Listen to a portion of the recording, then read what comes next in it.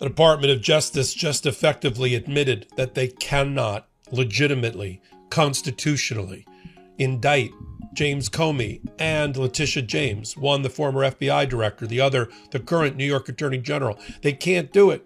So they got to revive, resurrect, salvage illegal indictments obtained by the now disgraced and resigned Lindsay Halligan. In an appeal to the Fourth Circuit Court of Appeals, in a new brief, they've effectively conceded, we can't get them indicted legitimately. Please help us out and bring back to life the old illegal indictments. Oh yes, I'm covering it here on Midas Touch Network and Legal AF. I'm Michael Popak. There's a lot of pressure on Pam Bondi and her weaponization committee that she formed a year ago, that used to be headed by a guy named Ed Martin, who's already been fired in the last couple of weeks, to go back after all of the political critics and opponents of Donald Trump. First two on the list, Letitia James, New York Attorney General, who got a $450 million fraud a judgment against Donald Trump and his family, and former FBI Director James Comey. The problem is they've met with opposition and been blocked by federal judges and even grand juries. And so they're left with, what do we do?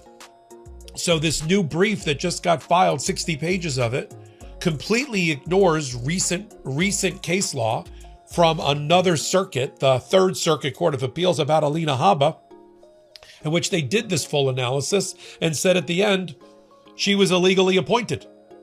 She was illegally appointed by Donald Trump and by Pam Bondi, and she needs to go. Finally, she resigned. Same thing happened to Lindsay Halligan.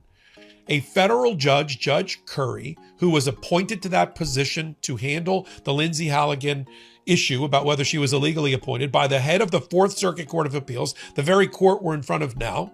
She ruled, after a hearing and reviewing everything, that Lindsay Halligan was illegally appointed under Section 546 of the Vacancy Reform Act, which effectively says that you have to go through, the president has to go through the Senate to get a permanent U.S. attorney. If he can't do that, or he runs out of time, he and his Department of Justice get one pick for 120 days. And after that is over, that's it. The district judges pick the interim U.S. attorney. Well, they didn't do that. They tried to do a successive number of U.S. attorneys. Lindsay Halligan was the second interim U.S. attorney, which is one too many, as Judge Curry ruled. Now, she ruled on that back in November. They finally got around to appealing it. But in the interim, they've tried and failed, this weaponization committee, they've tried and failed to obtain indictments against James Comey and Letitia James. 2 times more. They went after Letitia James in a grand jury. It was so bad and so embarrassing for the Department of Justice that one of the grand juries not only